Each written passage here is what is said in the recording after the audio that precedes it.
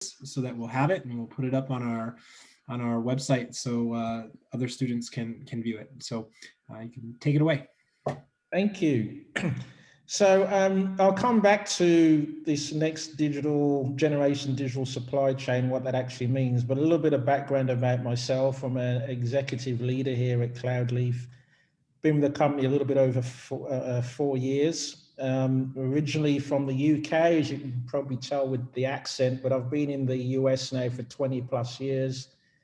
Former executive coming out of IBM, running their Watson IT solutions across North America.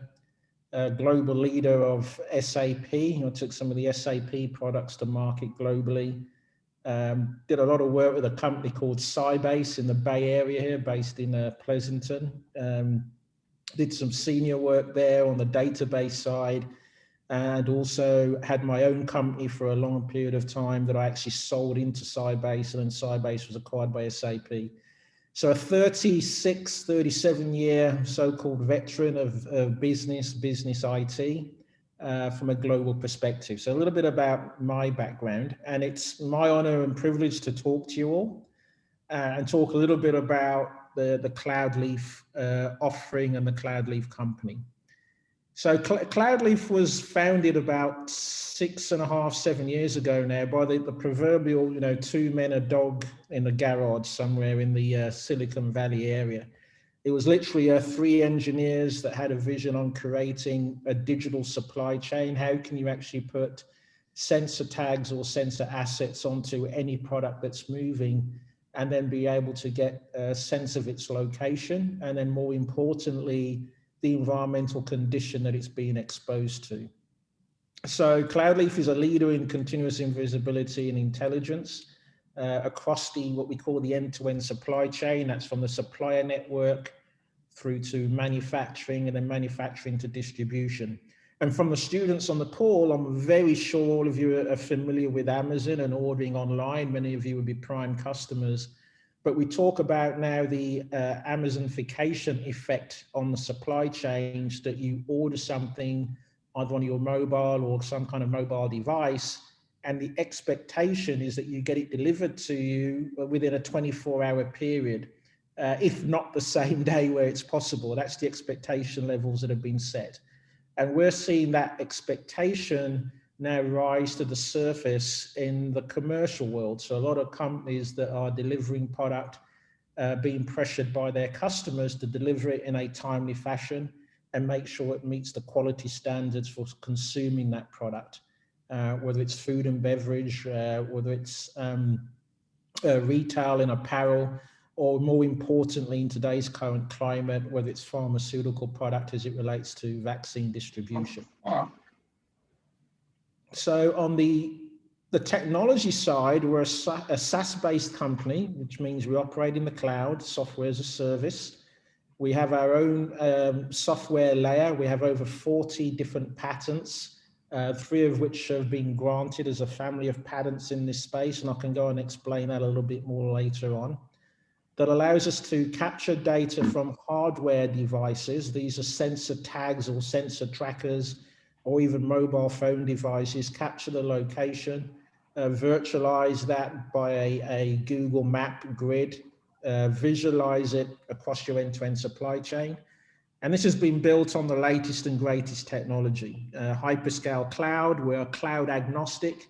We'll run on either Microsoft Azure, Amazon Web Services, Google Cloud Platform, GCP, or any other third-party cloud that supports Kubernetes, Docker containers, deployment.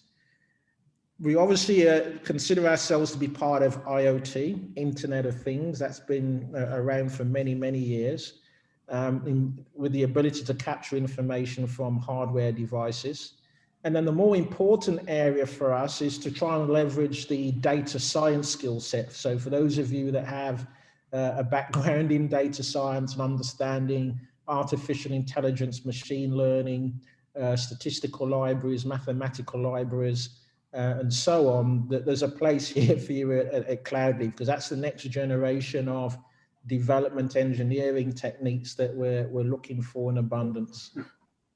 And the whole ethos is that we have a system that's easy to deploy, gives our customers real speed and time to market, collapses all of that, and gives them a really good value on getting new solutions to market quickly.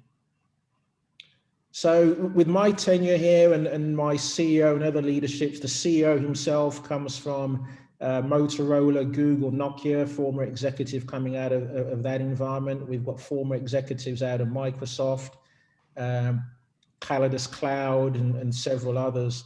But the more important thing for you on the call here is that we're also well funded.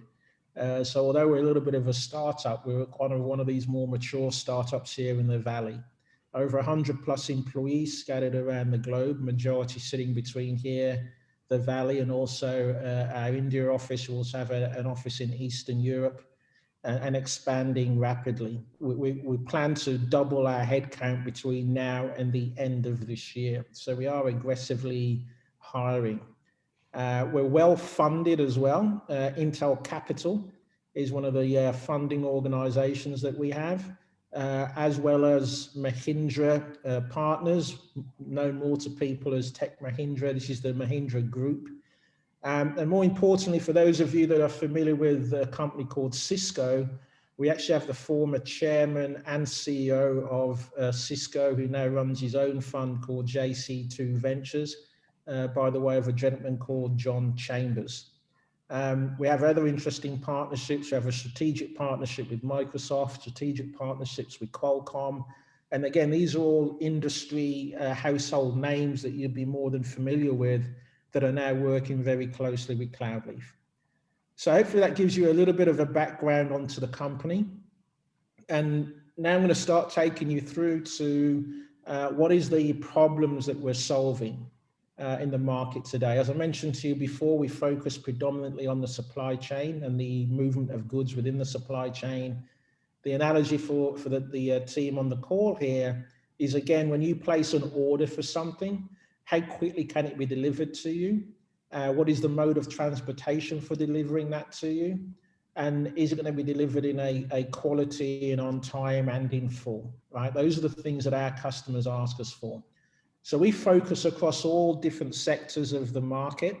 In the distribution layer, which is the transportation and distribution. This is where you'll find companies like DHL, FedEx, UPS, all your delivery guys on the distribution side, and also the fulfillment centers. Where's your product located locally so that it can actually improve the time that it takes to get shipped from that local distribution center right to your doorstep. So we provide things like ETA, estimated time of arrival predictions, excursions, as it relates to weather or traffic. Salt. So is there a question? No? Okay, let's carry on. And that goes all the way back into the manufacturing side that we call make. So within the four walls of an operation, this could be a factory, it could be a warehouse. What is the movement of goods or your work in progress there? For the pharmaceutical market, understand what we call time out of refrigerator. How long is a sensitive, valuable vaccine, as an example, sitting outside of the controlled refrigerator room that it should be in before it can actually be transported? And then we go all the way back into the sourcing of raw materials. So if you look at your Apple phone or your Android phone,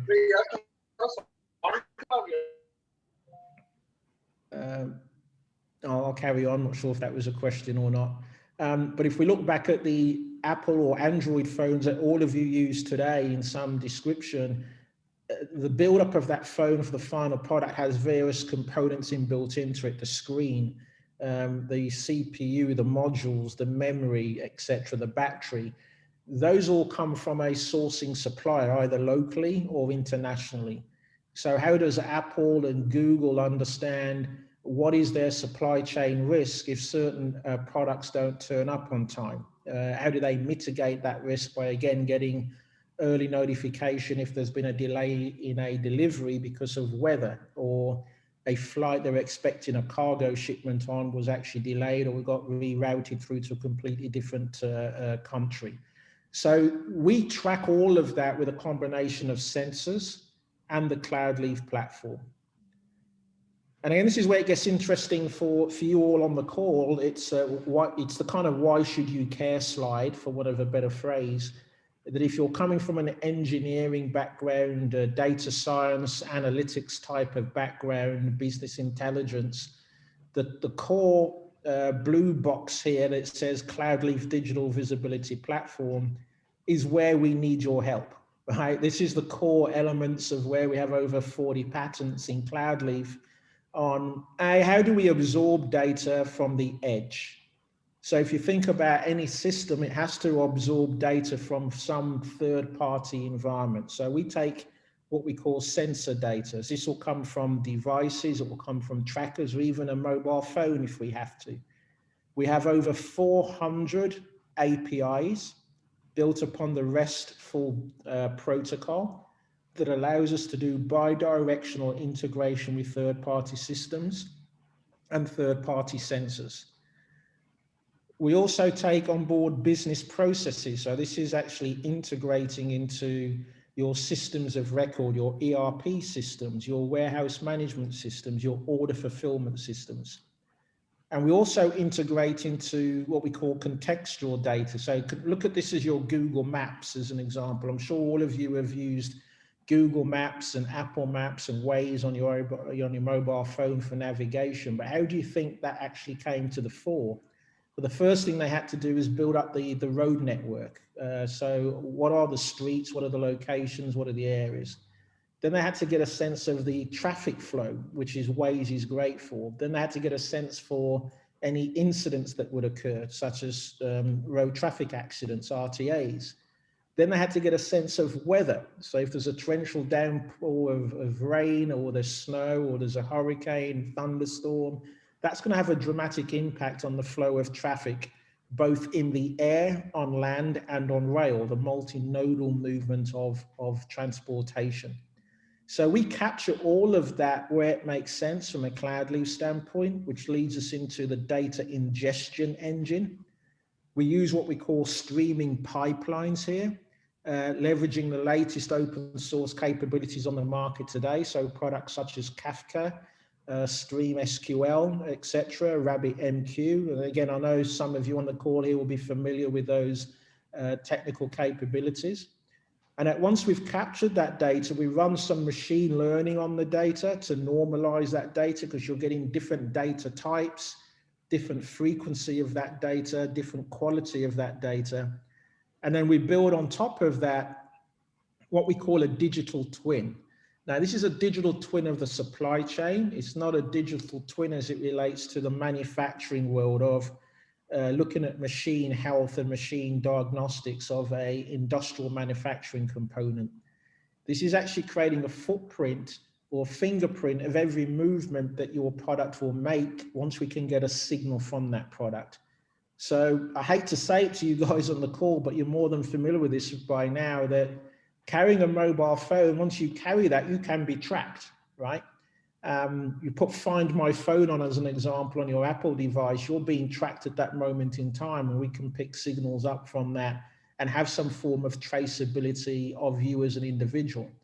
Now, you imagine if you apply the same theory and process to putting a tracking device on a product, we can not only track the product at the item level, and by the way, these devices and sensors are getting as small as a postage size stamp, and having equal capability that's batteryless, can give me all the biometrics that I need, such as temperature, such as shock and vibration, any movement that's occurring, and then use a backhaul of LTE, 5G, NB-IoT, CAT-M, M1. These are all the latest communication protocols coming out from the telco service carriers, your Verizons, AT&Ts of the world, that allows us to create a digital footprint and a digital signature of that individual product. So imagine now we can track a pair of jeans right down to the location of where it was made, through its transportation to the distribution center, right through to the shelf in the brick and mortar store if we have to. So that's where the digital twin comes in, allows you to do what if analysis, simulations, And that leads over into the AI world and the ML world, which again, we need expertise on helping us build this out with data science. How do we leverage all that, multitude of big data that we're capturing, and then create insight from that data that allows us to be more predictive, more proactive, leads more to like a recommendation engine, if you will, predicts issues with product out of stock, products out of season, product that has basically failed because it's breached a temperature excursion through shipping. And I'm proud to advise you guys that Cloudleaf is actually instrumental in the current fight against COVID-19. So many of our customers that we use Cloudleaf today on the package, first on the manufacturing side of the COVID-19 vaccine, then on the packaging side, and then on the distribution side in terms of transportation. Every one of those categories I've just listed, we have a Cloudleaf customer using Cloudleaf platform to monitor the distribution of the vaccines and the efficacy of the vaccine, and then ultimately down to the last mile of the vaccine distribution. So that's what the platform provides today. And then surrounding that on the right-hand side, we integrate into incident response systems for automated incident coverage and covering that in terms of fixing that issue automatically. There's a recursive loop, if you will, that allows us to do that. Collaboration tools, many of you are familiar with Microsoft Teams, you're familiar with Slack. We're finding more and more of those tools being used by large organizations, and they want Cloudleaf systems to integrate to them for the dissemination of information in real time. And then on the left-hand side, we have to, as I mentioned before, integrate into systems of record. So this will be your enterprise-grade systems, your sales and operations, marketing systems, picking up what we call master data. So if you have a fleet of trucks, you want to know where those trucks are. If you have a fleet of trolleys, containers, you want to know where they are. So this is your asset registry. So we can give you a real-time view based upon what your system is actually telling you where it was last seen. And then the upper layer, again, this is where we need help from you guys on the engineering side. How do we create more useful applications out of the box? So we have one for assets and inventory. So I know where your inventory is in a warehouse that's 1 million square foot in size. Obviously, it's broken up into sub-components, and we need to understand where the inventory is. We need to understand what assets are being utilized within those warehouses. Process flow control. When something comes into the receiving dock door, how long does it take to go from receiving to a staging area, from staging to production, and from production out through to final product? And one of the first use cases we dealt with at our early beginnings of the company was with the Tesla Motor Company, which I'm sure many of you have heard of. We were helping them track Recaro seats being made in one of their subcomponent manufacturers in Florida, and helping them track the just-in-time arrival for that Recaro seat to go into a specific Model 3 or Model S at the time, as it's sitting on the production line in Fremont, California. So giving that early insight allows us to help them understand logistics, which is the other application that we provide. And that's probably more relevant for the individuals on the call here, is also this Safe to Go application. I'm not sure if you can see it here, but based on my wrist, you'll see this wristband that I'm wearing. It's not for the looks and to kind of keep trendy. It's actually monitoring my vitals, such as my temperature, my blood rate, heart rate variance, SpO2 levels.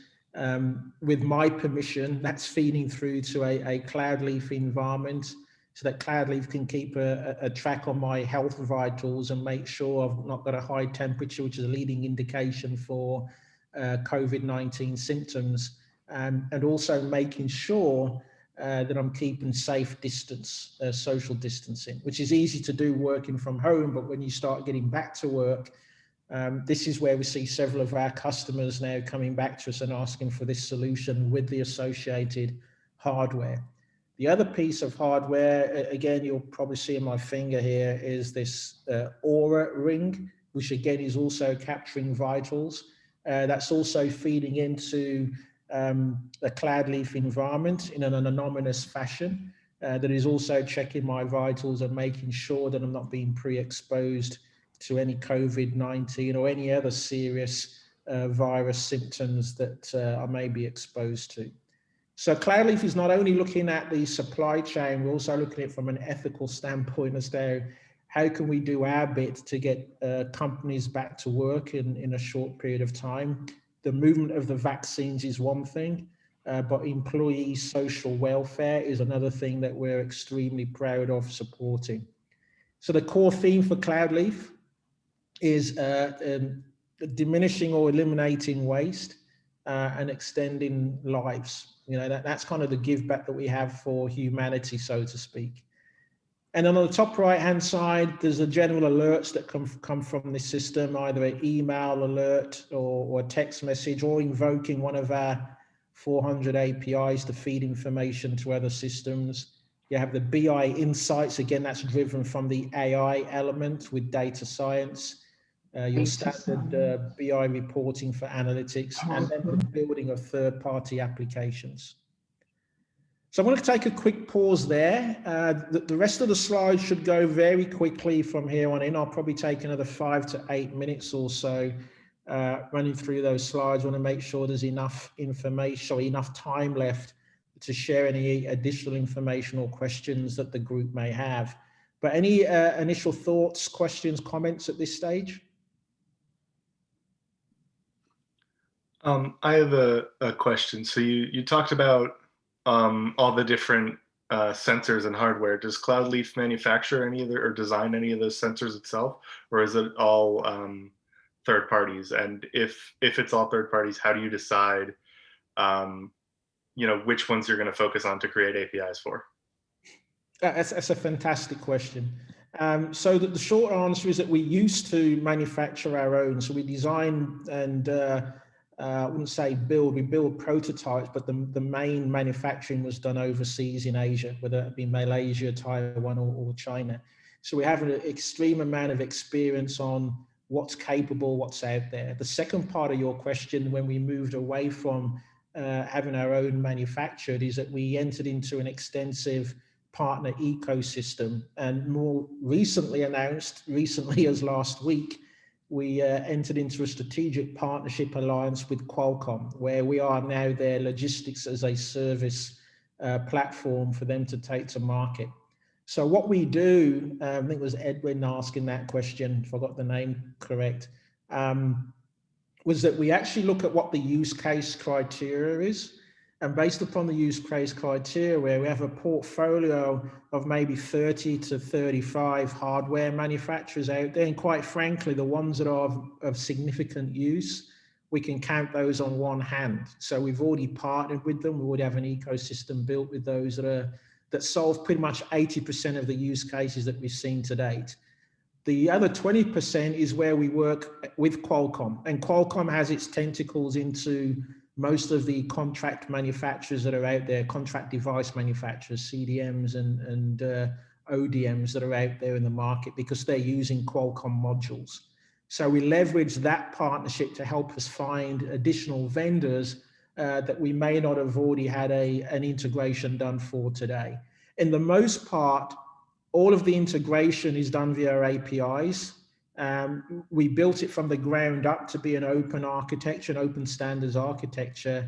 And many of the companies or vendors that we're talking to today from a device perspective pretty much all use the RESTful protocol for their APIs. So it's not a straightforward plug and play. I don't want to diminish the amount of work that's involved in that. But typically in a matter of 3 to 7 days, we can get up and running on getting data feeds in. Then it's more a case of fine tuning that, quality assessment and things of that nature.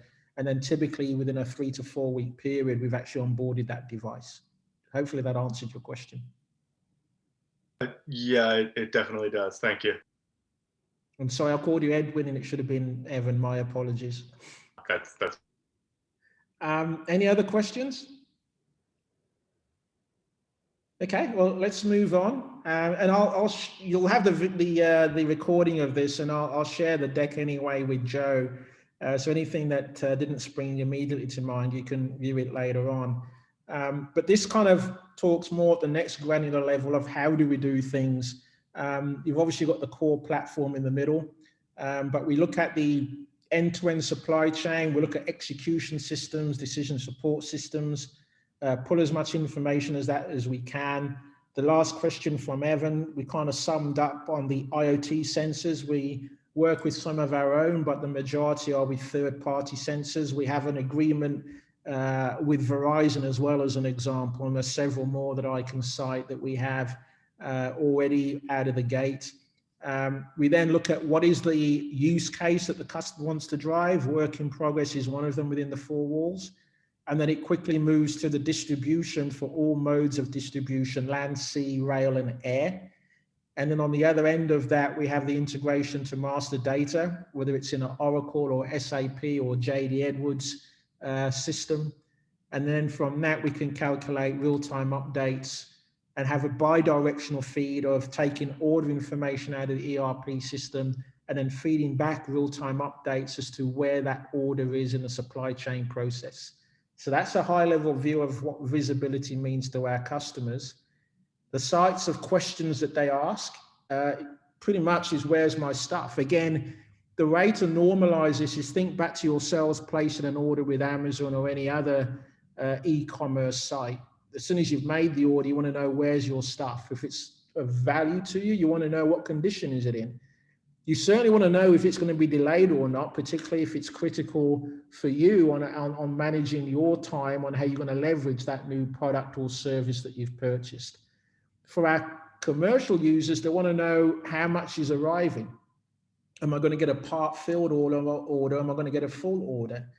Particularly in the pharmaceutical space on the vaccines, you'll see, is it in compliance? Has it traveled within the temperature ranges that's regulated by the CDC and the FDA?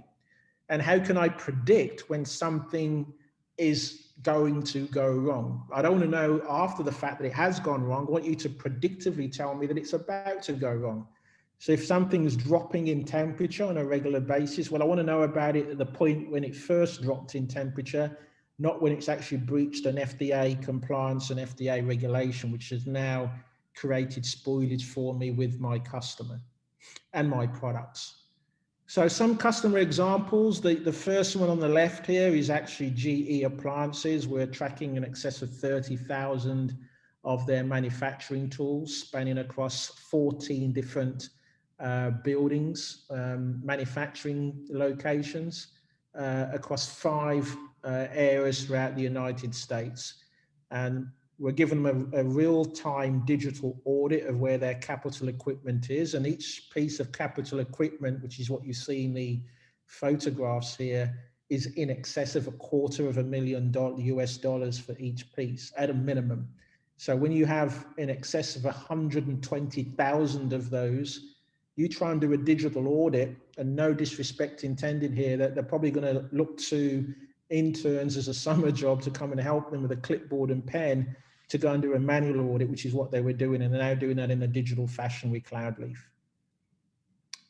The next one is a pharmaceutical company where we're tracking blood plasmas. This is where you'd go in and donate blood. They have 120 plus blood donor collection centers across the United States. You go in and donate your blood. That blood then has to be processed into a final product. In their instance, one of the key products, their number one best-selling brand, is a product called hemoglobin. And hemoglobin is the world's best-selling immune booster medication. So if you're suffering from a suppressive immune system, this helps to bolster your immune suppressants. So again, in this current climate of COVID, it's an extremely important drug to make sure it gets delivered on time. And then cold chain, we've got a company here. You'll see their branding on their containers. They're the world's largest fleet of temperature-controlled containers. And again, they're moving the vaccines from point A to point B globally. They've actually using a Cloudleaf platform with sensors that are inbuilt into each and every one of their containers. They have over 15,000 containers in circulation at any one time across their fleet, using it to help them track their inventory, because they obviously manufacture these containers as their asset, and then they lease them out to their customers. So not only are we giving them insight to where their containers are, they also have a lens for the customer to come in and view where their shipments are, what condition their shipments are in. The Cloudleaf applications I spoke of previously, this is a more detailed slide on each of them. Again, I kind of talked in depth about the Safe2Go application. The rest of them are kind of self-explanatory in terms of understanding where your assets are, any process flow or workflow that you want to monitor to make sure that you're managing to a schedule, your master operating plan, and your strategic operations plan as well, your standard operating procedures for your operations. Logistics intelligence is where we're seeing a lot of uptick in our solution for customers wanting to know where their products are in real time. And this is just a visual when you first land into the Cloudleaf application. You'll see the number of active shipments here. And again, this is into the tens of thousands now with some of our customers. What are the shipment delays, expected delays, ETF delays, the criteria of those delays, the categories for them. And then you'll see on the map here, you can drill into any one of these and it'll start giving the detail of what the excursions are, which is where you get these red exclamation marks. So at any point in time, our customers have a view as to where the shipments are, any shipments that are at risk, and how can they start to mitigate those risks. We also give them a full view of the life cycle of that shipment. This is the route planner that you see here. I know it's not that legible for you on the screens, but that's what that is. It's the route planner, any waypoints or stop-off points that it goes throughout its journey. We give them a full view of a log history, and again, getting down to the next level of any excursions that may occur, whether it's temperature, shock, or vibration. Some of the KPIs and analytics, and again, those that are more oriented to data science, this is again where we need a lot of help on creating the recommendations or next best actions that should be taken. So things like route analytics, which is the most performing route, which is the least performing, which is the most or least performing carrier or transportation provider on that route. Any excursions, which route always gives me an exception due to a temperature or shock or vibration. Believe it or not, we've got one of the world's largest chicken manufacturers and producers based out of Arkansas. And they process on average about 1.5 million chicks and 1.3 million eggs, and I'm still debating which one comes first, on a daily basis.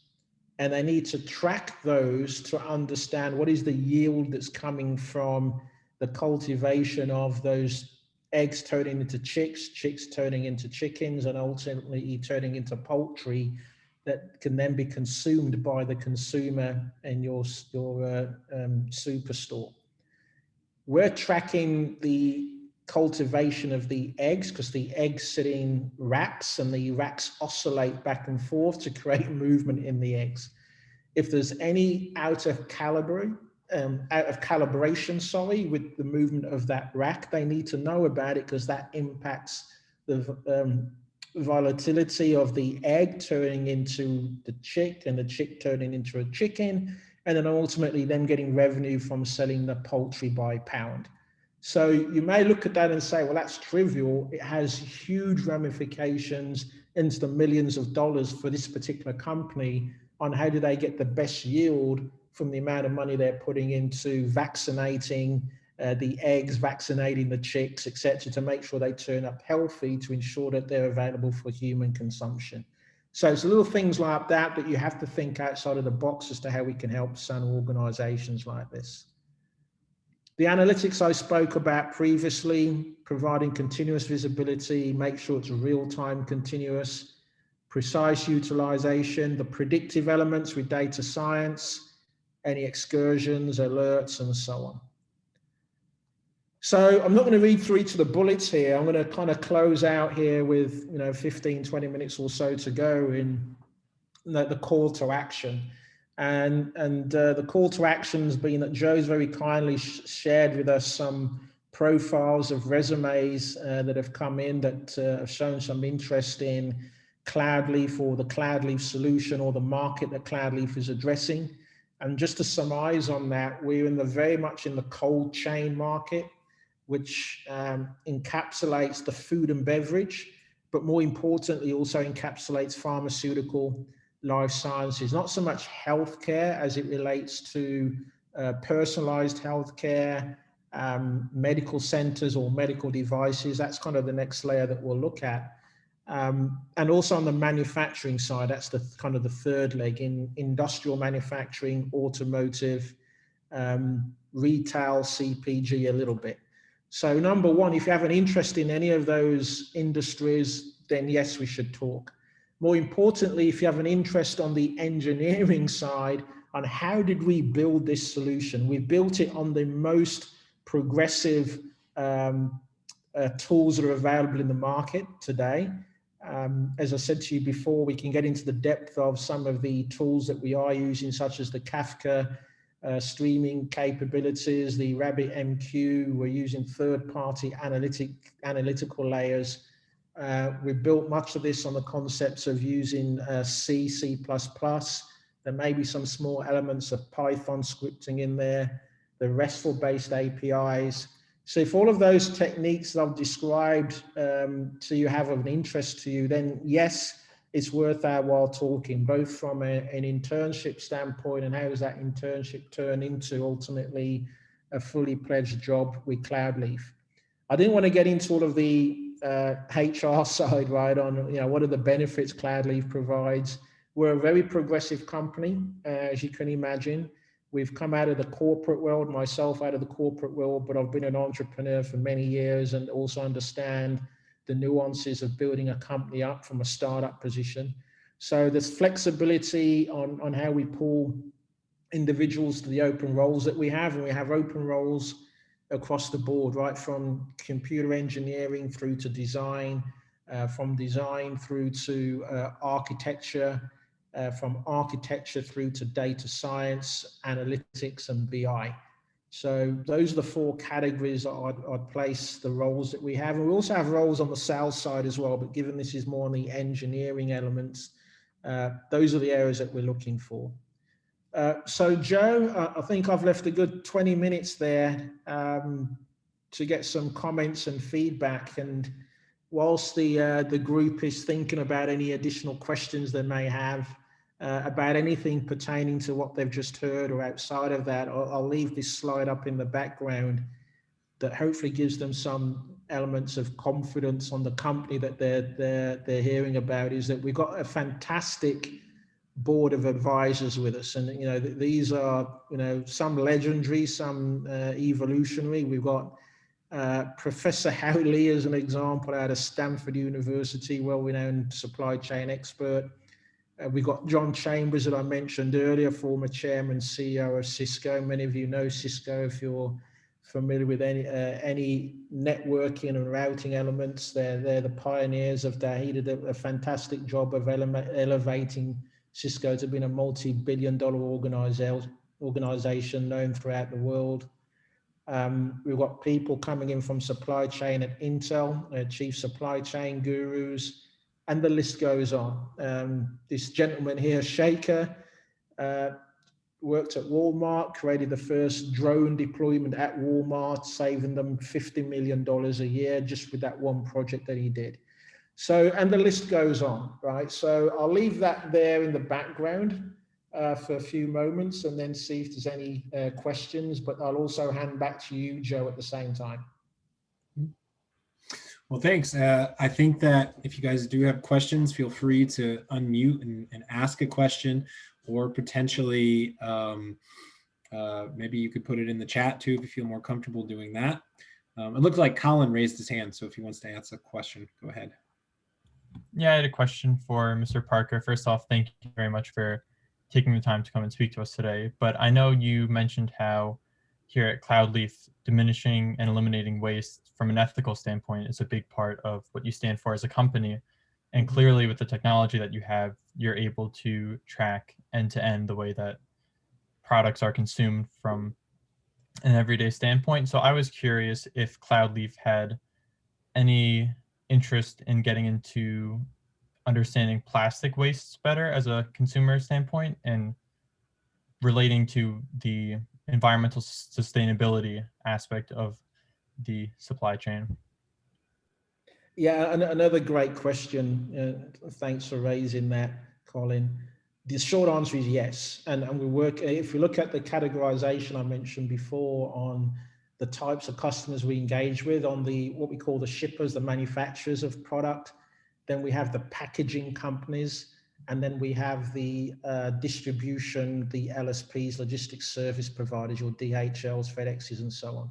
So in that middle one, the packaging and container one, very much there's sustainability that we're working with a number of customers on there. So if you look at the COVID-19 distribution, the way it works today is that you've got to have very tight temperature controlled containers with thermal installation, much of which is made out of cardboard today, and many of which is made out of plastic.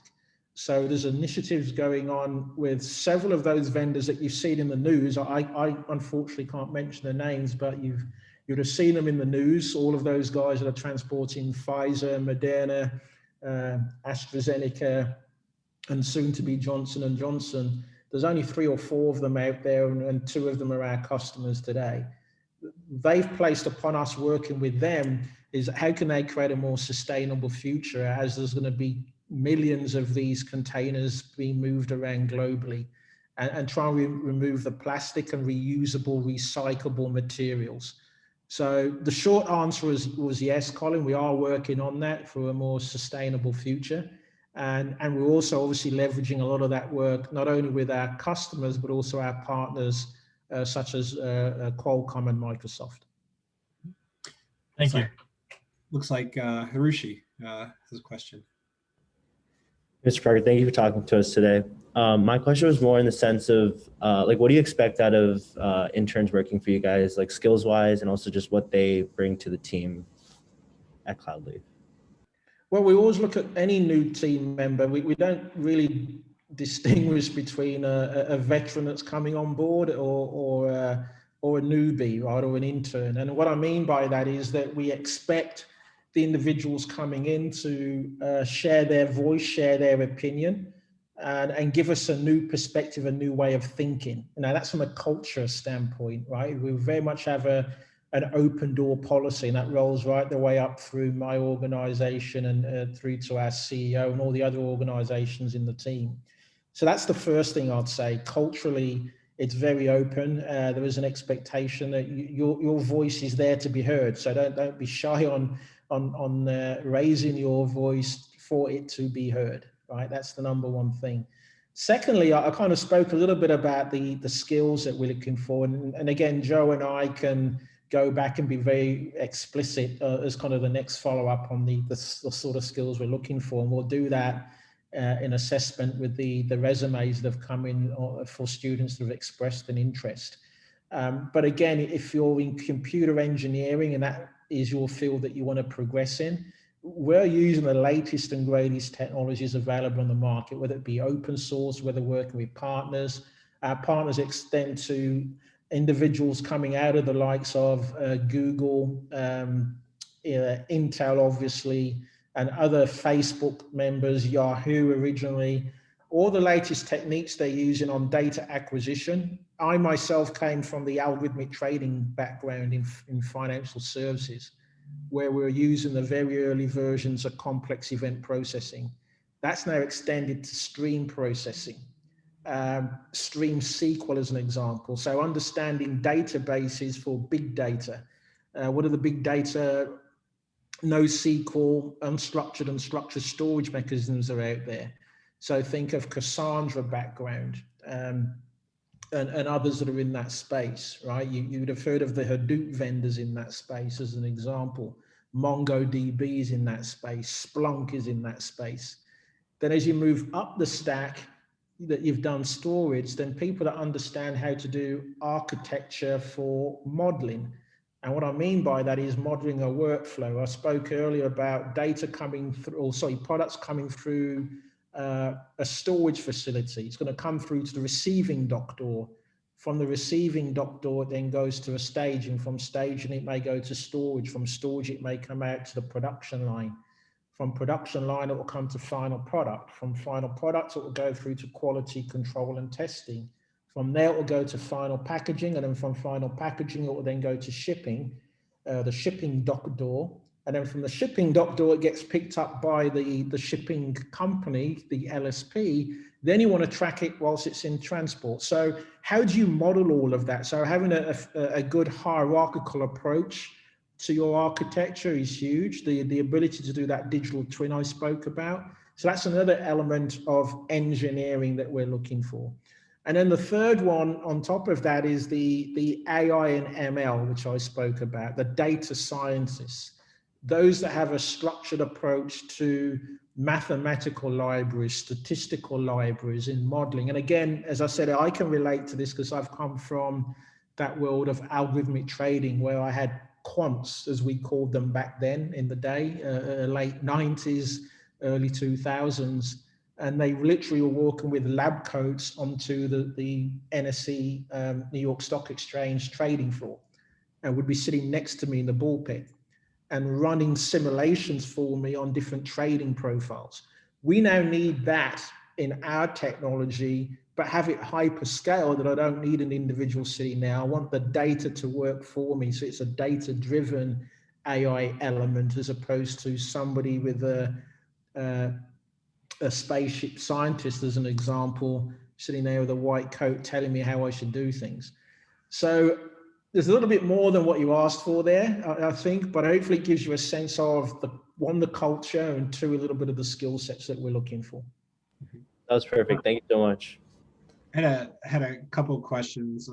One was about, we mentioned that I was able to share some resumes with David. So the way that worked is when you went into the system to RSVP for this, there was also in our database a link for documents. And if you uploaded your documents, then I shared it. I shared all the documents. But I will say that I think we had 100 people RSVP and about 75 resumes. So not everybody shared their document in the system. I've opened up the event. So if you go back to opp.purdue.edu, log into the database as a student, you can find this event, and I extended the RSVP date for 2 days. So you can go in, make sure that you're RSVP'd, and then you can use the Documents tab to upload your resume to the system. 2 days later, a couple days, I'll recheck that, and I can send David another book that maybe is more complete with everybody's resume. And we go to Megan. Hello, thank you for speaking with us today. I had a question about the temperature requirements for the products that are being distributed. So I know a lot of important products such as vaccines or just food that needs to be kept well has the temperature requirements. So as you mentioned, so how do you constantly watch this, and do you have people stay with this, or what's just done with that to make sure that things are kept in control?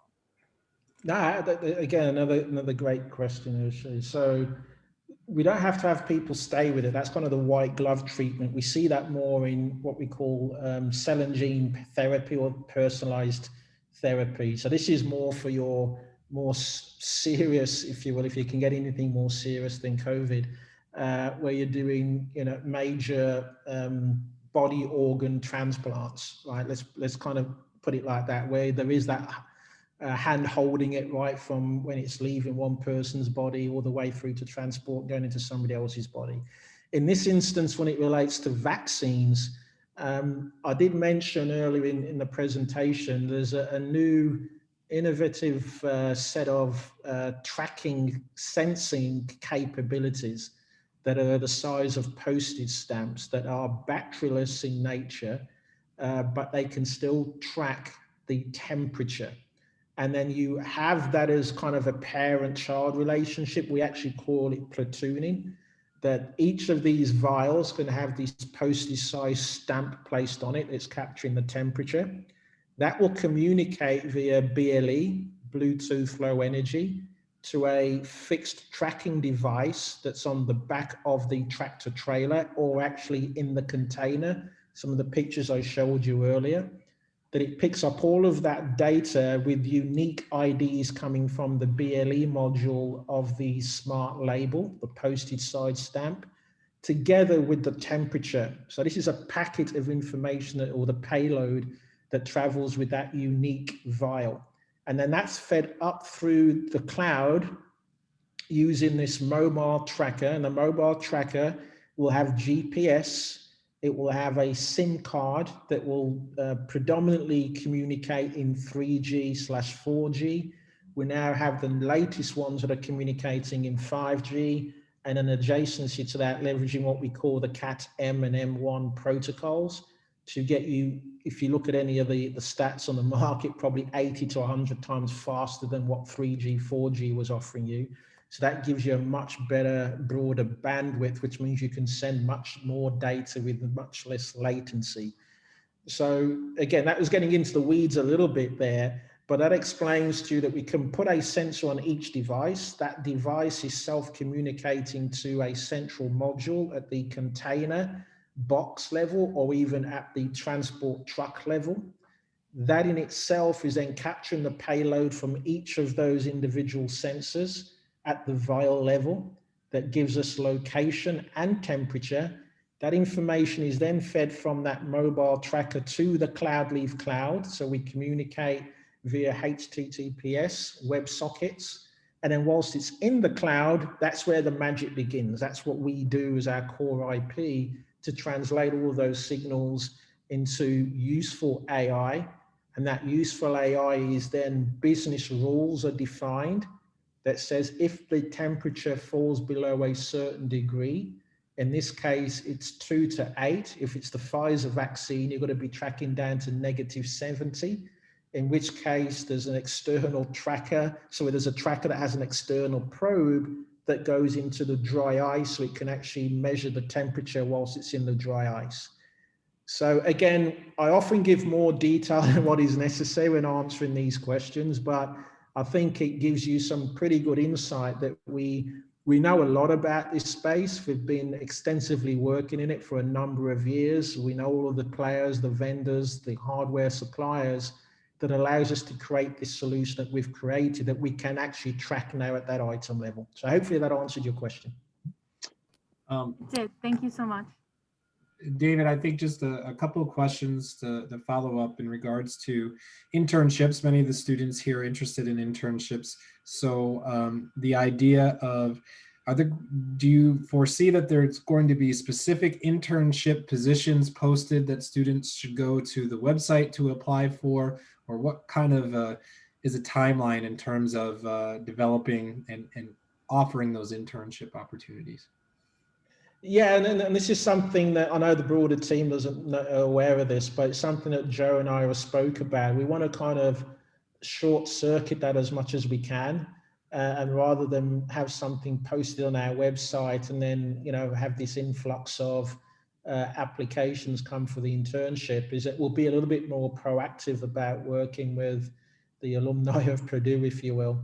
And again, our CEO is a former Purdue alumni. Is actually have more of a proactive outreach, Joe. I think, you know, we've discussed it previously, where we will give the profile of the types of roles we have, and then map that to the resumes that have already come in, which is why it's extremely important, as Joe mentioned, to make sure that you review this session. And if you're interested, make sure your resume is uploaded and noted, because we'll probably use that as the fast track path to pick out the relevant candidates. Excellent. Well, thank you, Dave. I think we have sort of gotten to, well, I guess one last question when we have 2 minutes. Might be interesting. How does Cloudleaf separate itself from its competitors like Worldwide and Kinexon? Another great question. I was just actually on an executive leadership call before I joined this one with our marketing executives asking that same question. So it really boils down to a couple of things. The first is that we are device agnostic. And again, this is what we're hearing from a lot of our customers where we've won business from our competitors globally. Being device agnostic, allowing us to future-proof our customer. They can select a device today, and we all know this, right? That technology changes. I'm not telling you guys something new here. I remember the old brick Motorola phone that I used to have many, many years ago. And in fact, I remember the days where I was walking around with a mobile phone that was the size of a briefcase. And look where we are today with the Android and the Apple phones. Our customers are no different. They recognize that technology changes, so they want to make sure they have a future-proof platform for device and data being agnostic, number one. Number two, it's the richness of the platform for enterprise-grade solutions. They don't go to your standard SAPs or Oracles for this type of solution, because quite frankly, I've worked in each of those organizations, and they're not rapidly agile to change. So as the market changes, they're the proverbial tanker in the middle of the ocean, right? It takes them several years to come around to make changes for what a customer wants. So the ability to be agile and flexible is another key element.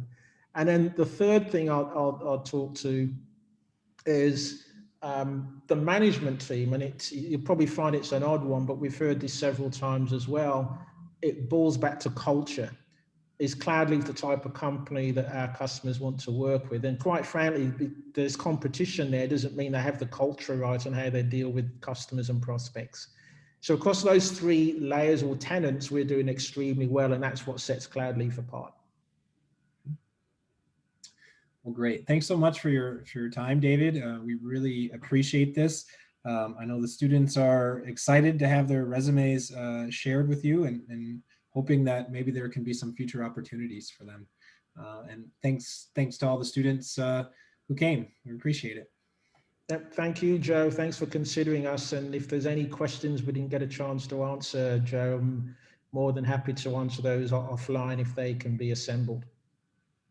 Sounds good. Yeah, if you have additional questions you want to ask, you can send them to me at jtort.purdue.edu, and I can share those with David as well. Okay, thank you so much, and good luck. We'll talk soon, Joe. Thank you. Sounds good. Bye. Bye-bye.